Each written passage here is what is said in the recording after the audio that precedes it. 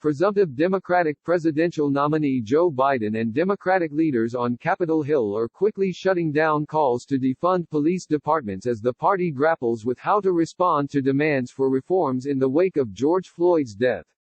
The idea is splintering black activists and some prominent progressive lawmakers from Biden and top congressional Democrats while providing fodder for national Republicans, who are quickly mobilizing to use it as the latest example of Democrats moving to the left in the lead up to November. A spokesman for Biden's campaign said Monday that the former vice president hears and shares the deep grief and frustration of those calling for reform, but that he does not believe that police should be defunded. Later, Biden made his position clear in an interview with CBS. No, I don't support defunding the police. I support conditioning federal aid to police based on whether or not they meet certain basic standards of decency and honorableness, he said. Democratic leaders on Capitol Hill were adopting a similar position. I can't imagine that happening in a federal way, Representative Karen Bass, D. Califf, the chairwoman of the Congressional Black Caucus, said when asked about efforts to defund the police. Asked if the slogan of defunding the police was politically problematic, Bass said that she supported the intent behind it, including more investment in communities, but I think it can be used as a distraction and that's my concern. Bass and other Democrats on Monday offered a sweeping package of reforms they hope will build pressure on the GOP to endorse. The package would establish a federal ban on chokeholds, eliminate the legal shield protecting police from lawsuits, mandate the use of body cameras nationwide, limit federal transfers of military-style weapons to local police and create a national registry of police misconduct complaints. Speaker Nancy Pelosi, D. Califf, in promoting the package during a press conference and in media interviews steered clear of endorsing the calls to defund police. She indicated such matters were best made locally. The funding of police is a local matter, as you know. From the standpoint of our legislation, we're not going to that place. What we're doing is talking about how we change policy to make our policing more just, Pelosi said in an interview with MSNBC's Craig Melvin. The debate over whether to defund the police jumped into the national spotlight following the death of Floyd, who was killed in Minneapolis after a police officer pinned him to the ground with his knee on Floyd's neck. The officer faces second-degree murder and second-degree manslaughter charges in Floyd's death, and 3 other officers present received lesser charges. Anger over Floyd's death and similar incidents across the country have given serious momentum to major changes to the rules governing police. And in some cases, there does seem to be momentum for defunding. A majority of the members of Minneapolis's city council, for example, back defunding the city's police. Widely shared videos of law enforcement using force against largely peaceful protesters have fueled the calls further. The calls put Biden and other Democratic leaders in a tough place.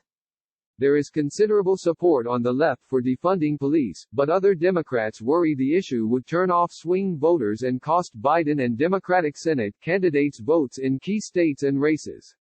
If this becomes a debate about defunding the police, we will lose and there will be catastrophic consequences, one Democratic strategist said. It's a political disaster. It's such a surreal moment. Senator Joe Manchin, DWBA, later on Monday called the idea of defunding the police stupid and crazy. You can't defund the police. That's stupid. It's crazy, and anyone who talks about that is nuts, he said. We just have to make sure our police have the proper education and the proper screening.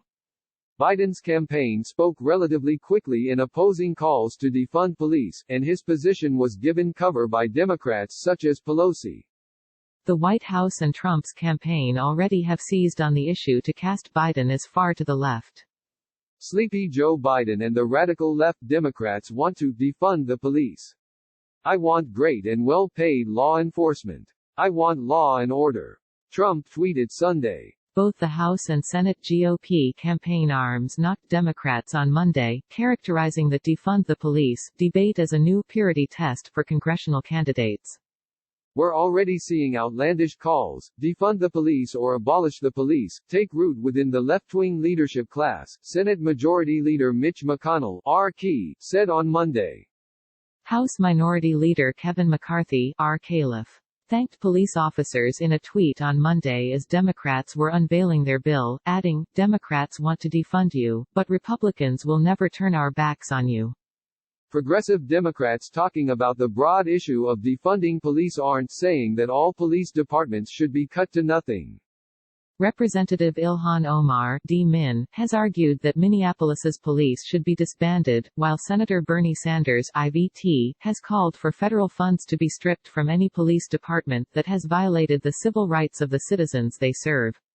Representative Alexandria Ocasio-Cortez, DNY, as part of a day of action over the weekend, called on elected officials to ask yourself what are you willing to sacrifice to make sure that overfunded police departments are defunded.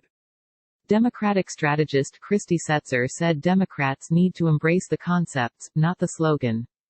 "We don't need to answer every call with an armed officer," Setzer said. "Some calls to the police would be better answered with a social worker or mental health counselor than a gun. And don't fear the progressive wing, you need them as much as they need you." Biden, for his part, is embracing the legislation backed by Pelosi and other Democrats. "Our nation is speaking out and calling for action, and Vice President Biden applauds Democrats on Capitol Hill for stepping up and proposing a meaningful reform package," Biden spokesman T.J. Ducklow said in an email. The bill introduced today includes a number of provisions that VP Biden fully supports, including many that he has called for in the past week, he said. These provisions include banning chokeholds, creating a model use of force standard, giving the Justice Department subpoena power for pattern or practice investigations, taking steps to ensure the independence of prosecutors in cases with police-involved deaths, and mandating state and local law enforcement agencies report force data disaggregated by race, sex, disability, religion, and age.